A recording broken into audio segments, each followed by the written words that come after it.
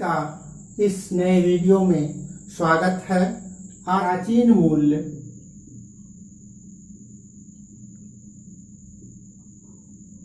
जिसको हम कह सकते हैं ये धार्मिक मूल्य है।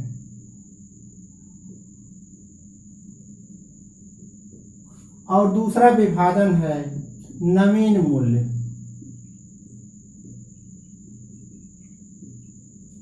नवीन मूल्य, प्राचीन मूल्य जो धार्मिक मूल्य भी कहा जा सकता है, नवीन मूल्य इसको हम सामाजिक मूल्य भी कह सकते हैं। सामाजिक मूल्य, हमारे एक साथी ने कमेंट बॉक्स में कमेंट किया था कि सामाजिक और धार्मिक मूल्यों पर चर्चा की जाए किसी वीडियो में। हम बताना चाहेंगे कि ये मूल्य जो चल रहा है, टॉपिक मूल्य क्या है, मूल्य की प्रकृति क्या है, मूल्य की परिभाषा क्या है, किन मूल्यों की चर्चा की जाए।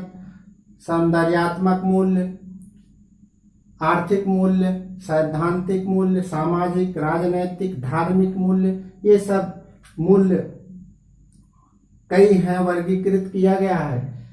इसमें प्राचीन और नवीन दो प्रकार के विभाजन के द्वारा हम मूल्यों की चर्चा कर सकते हैं। प्राचीन मूल्य में आता है सत्यम, शिवम,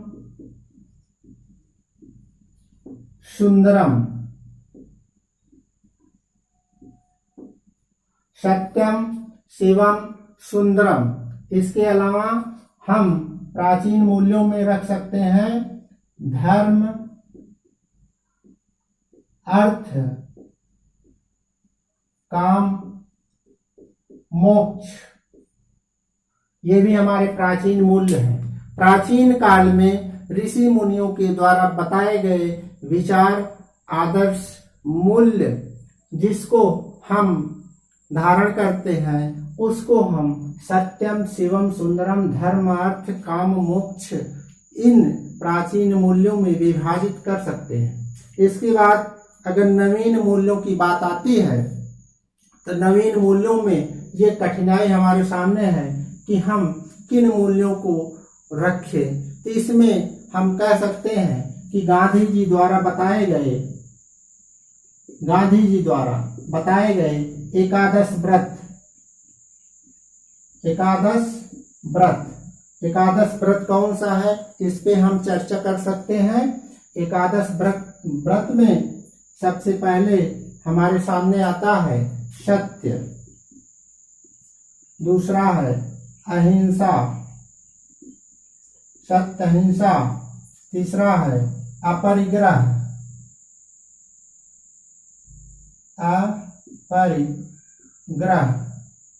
चौथा है ब्रह्मचर्य। सत्य है, अहिंसा है, अपरिग्रह है, ब्रह्मचर्य है। ये गांधी जी के द्वारा बताए गए एकादश व्रत हैं। इसमें और भी हैं सत्य, अहिंसा, अस्तेय, पांचवा अस्तेय, अपरिग्रह, ब्रह्मचर्य। सत्य, अहिंसा, अपरिग्रह, ब्रह्मचर्य, अस्तेय।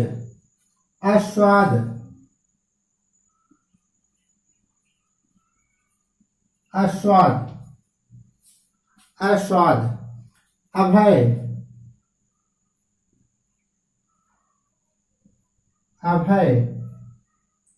अभय भी गांधी जी के द्वारा बताया गया मूल्य है।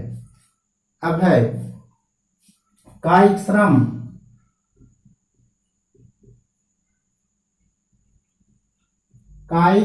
श्रम, अस्पृश्यता निवारण, अस्पृश्यता निवारण, सर्वधर्म संभाव क्या है 10वां सर्वधर्म समभाव।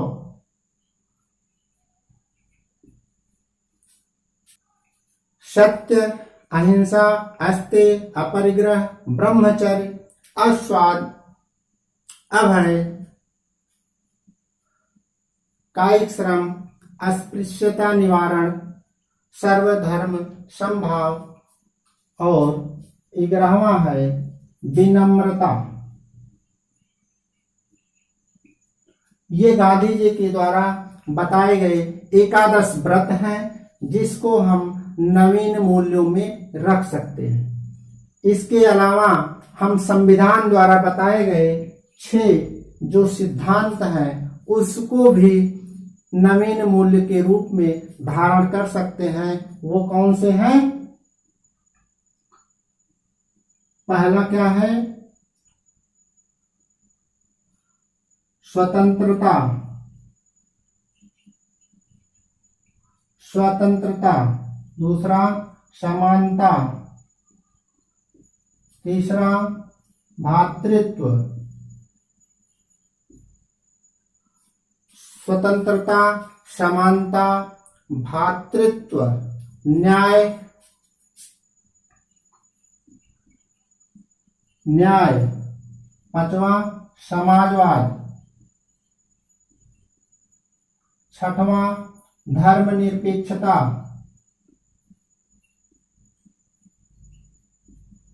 आपको मैं बताना चाहूंगा कि हमारे संविधान की प्रस्तावना में सर्वप्रथम स्वतंत्रता, समानता, भ्रातृत्व और न्याय की बात की गई थी।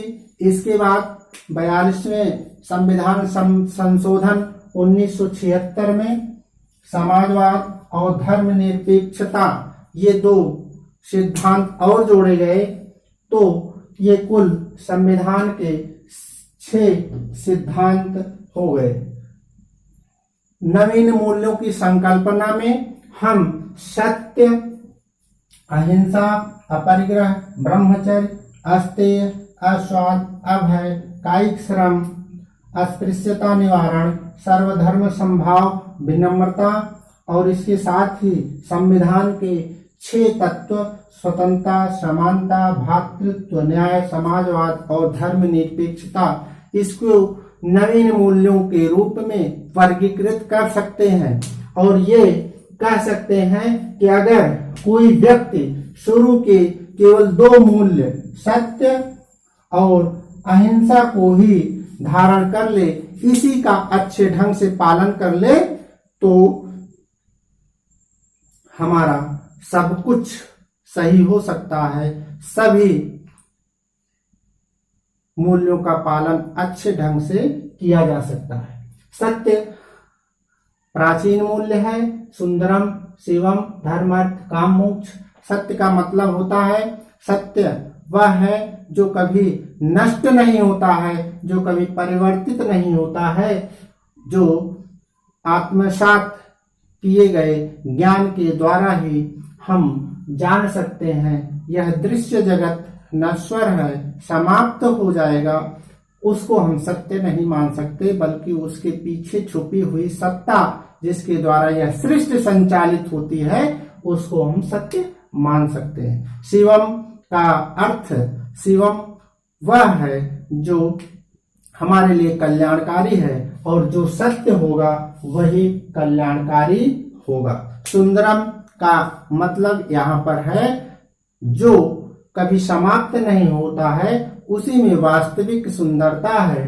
जो सत्य है, जो कल्याणकारी है, वही वस्तुतः सुंदर है। धर्म क्या है? धर्म जिसको हम धारण करते हैं वही धर्म है। इसकी विस्तृत चर्चा शास्त्रों में हुई है।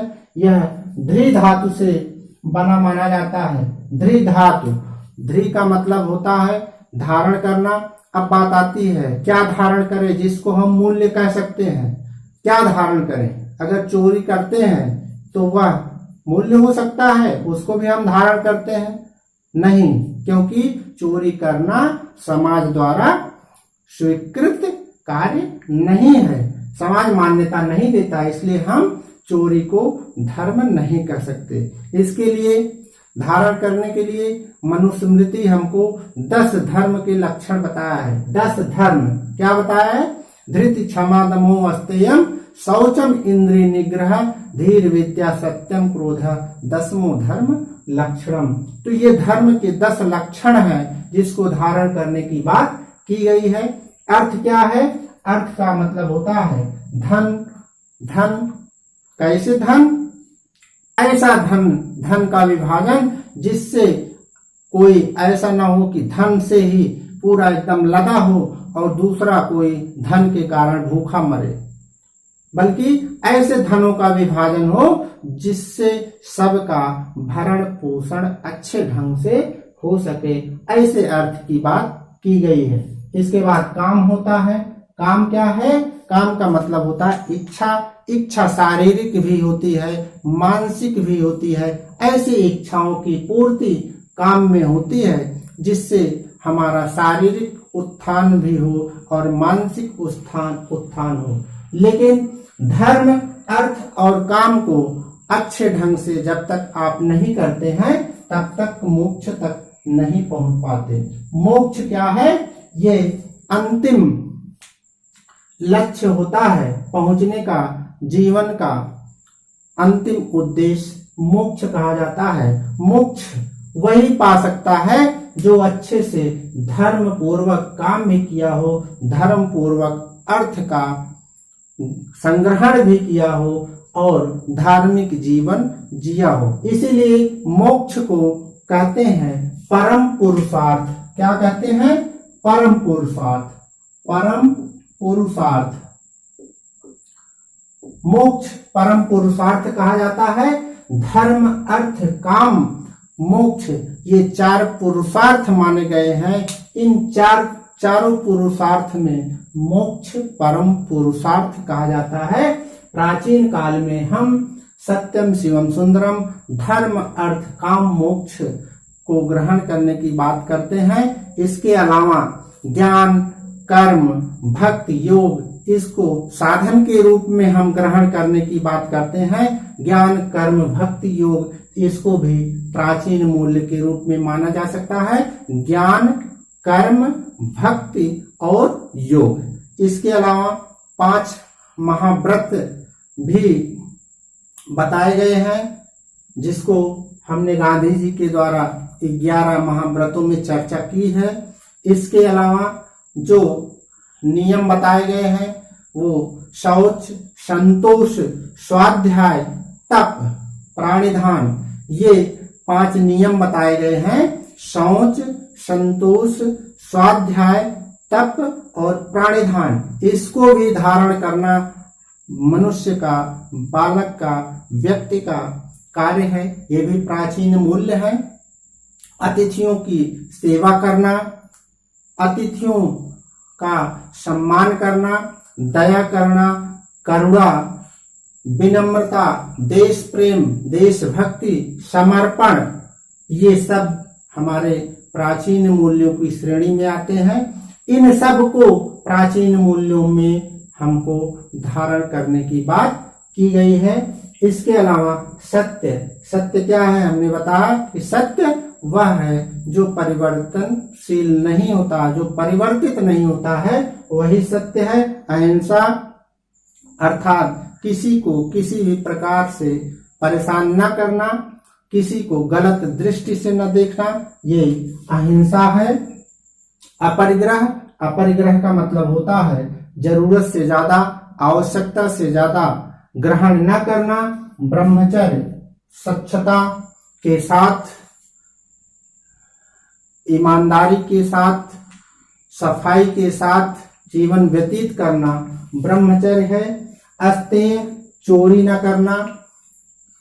अस्वाद, जिसमें ज्यादा तेल मसाला, ज्यादा चटपटे भोजन न करने की बात की गई है।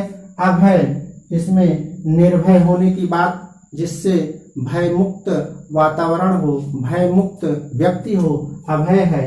कायिक श्रम, बिना मेहनत के कुछ भी ग्रहण न किया जाए, मेहनत करके कमाया जाए, फल लिया जाए और उसको धारण किया जाए, कायिक श्रम है। अस्पृश्यता निवारण, छुआछूत का विरोध करना अस्पृश्यता निवारण है। छुआछूत को समाप्त करना, सर्वधर्म समभाव, सभी धर्मों का सम्मान करना, किसी विशेष धर्म को वरीयता न देना, सर्वधर्म समभाव है। विनम्रता, विनम्र होना, दया करुणा का भाव रखना, स्वतंत्रता, सभी को स्वतंत्र रूप से अपने विचार रखने की छूट देना, समानता, सबके साथ समान व्यवहार करना, भातृत्व, भाईचारा का विकास करना, सबको समान न्याय की व्यवस्था, किसी भी प्रकार से धार्मिक, लैंगिक, सांप्रदायिक, जातिगत किसी भी प्रकार से भेदभाव न करना, समाजवाद, धर्मनिरपेक्षता, किसी भी विशेष धर्म को मान्यता न देना। यह सब मूल्य का वर्गीकरण है जिसको हम समझने का प्रयास किए हैं। हम इन मूल्यों को धारण करके, प्राचीन और नवीन मूल्यों को धारण करके, इन मूल्यों का विकास करके बच्चों को, बालकों को, व्यक्तियों को हम एक अच्छा नागरिक बना सकते हैं, जिससे वे अपने परिवार, समाज, राष्ट्र और विश्व का कल्याण कर सके। सर्वे भवन्तु सुखिनः, सर्वे सन्तु निरामया, सर्वे भद्राणि पश्यन्तु, मा कश्चित् दुःखभाग् भवेत्। किसी को कोई कष्ट न हो, सबका कल्याण होने की परिकल्पना हमारी संस्कृति करती है। ऐसे मूल्यों के विकास से हम ऐसी परिकल्पना को मजबूती प्रदान कर सकते हैं। आप सब मूल्यों के वर्गीकरण को देखा, मूल्य शिक्षा क्या है उसको समझा। हम मूल्यों के विषय में पहले भी बहुत कुछ बता चुके हैं। पिछले वीडियो में डिस्क्रिप्शन बॉक्स में लिंक दिया गया है, उसको आप पढ़ के और अच्छे से समझ सकते हैं। अब हम नए वीडियो में मूल्य तंत्र, मूल्य द्वंद्व और मूल्यों की क्या आवश्यकता है एक शिक्षक के लिए और एक विद्यार्थी के लिए, और एक शिक्षक विद्यार्थियों में मूल्यों का विकास किस प्रकार से कर सकता है, इस पर हम चर्चा करेंगे। बहुत बहुत धन्यवाद।